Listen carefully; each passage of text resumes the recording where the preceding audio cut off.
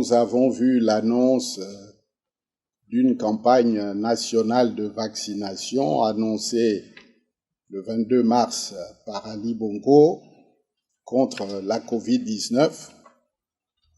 Autant nous avons encouragé et milité pour que les Gabonais observent les mesures barrières, autant nous ne saurions nous ériger contre toute initiative qui va dans le sens des solutions en vue d'éradiquer cette pandémie afin que nous reprenions le cours normal de nos activités.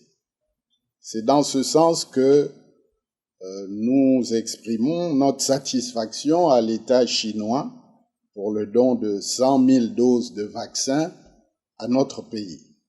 Toutefois, il faut que le gouvernement donne au peuple gabonais toutes les garanties pour dissiper les doutes et réticences sur la fiabilité de ce vaccin.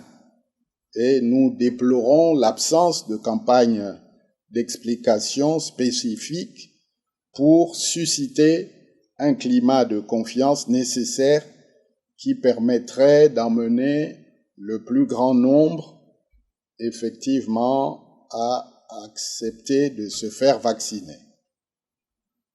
Des officiels de la République déjà en mal de crédibilité qui, à travers des médias, exhibent leurs séances de vaccination ne convainquent pas le plus grand nombre. Des équipes de médecins, de biologistes et autres chercheurs, à notre sens, auraient dû se relayer pour expliquer les composantes de ce vaccin, les effets secondaires qui peuvent en découler, voire les précautions à prendre. Voilà ce qui aurait rassuré les Gabonais. Quant à la quantité de vaccins, à proprement dit, 100 000 doses, tout le monde en conviendra, sont insuffisantes pour assurer la couverture nationale. Quel plan le gouvernement entend-il déployer pour permettre aux quelques 2 millions de Gabonais d'accéder au vaccin? La Covid-19 est une affaire sérieuse et son éradication ne peut se suffire dans des actions symboliques.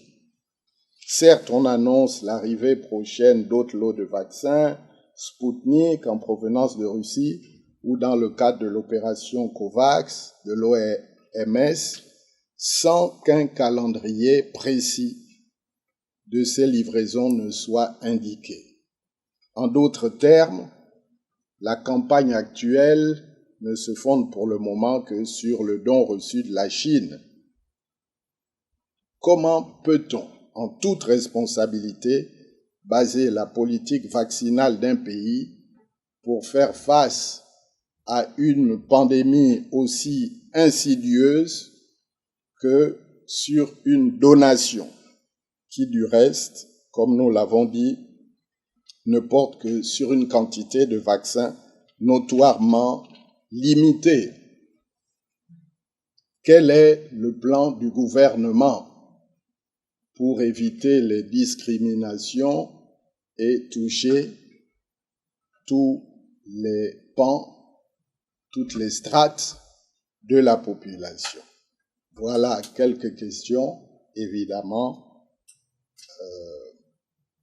qu'il appartiendrait à ceux qui assurent la gouvernance de nous édifier.